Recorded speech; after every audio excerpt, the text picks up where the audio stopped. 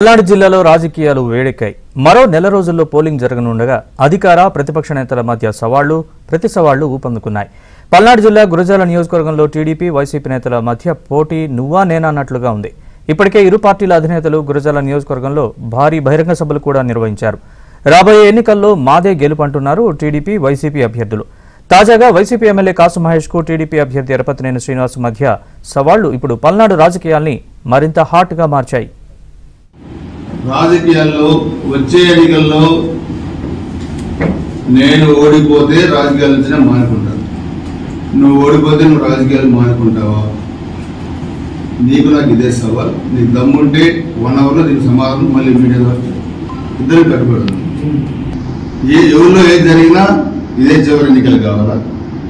నీకు దమ్ము నాకు దమ్ముందన్నా కదా, 1 అవర్లో రిప్లై మీడియాకి రిలీజ్ చేయి. నీ దమ్ము డబ్బు తెలుస్తుంది.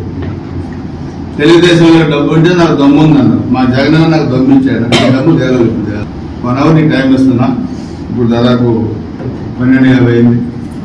2 నా సవాల్ను స్వీకరించండి. నిజంగా నీకు దమ్ము ఉంటే, నిజంగా కాసు బ్రహ్మానంద వారసుడు అయితే, నిజంగా నువ్వు గురజాల నియోజకవర్గ అభివృద్ధికి చేసుంటే ఇప్పుడు చెప్పు. నువ్వు నీ దమ్మేంటో ఇప్పుడు తేలాలా? నువ్వు నేను రెండింటిలో సమానం చెప్పు. లేకపోతే నోరు మూసుకొని నీ పని నువ్వు చేసుకో. ఎరపతినేని శ్రీనివాసరావు, నీకు సమాధానం దానికి గంటెందుకయ్యా? నా దమ్మేందో మొన్న ఎలక్షన్స్లో చూపెట్టా, రేపు చూపెడతా. రేపు మళ్ళీ నిన్ను ఓడించి శాశ్వతంగా రాజకీయాల నుంచి రిటైర్ చేసి గుంటూరు పంపిస్తా.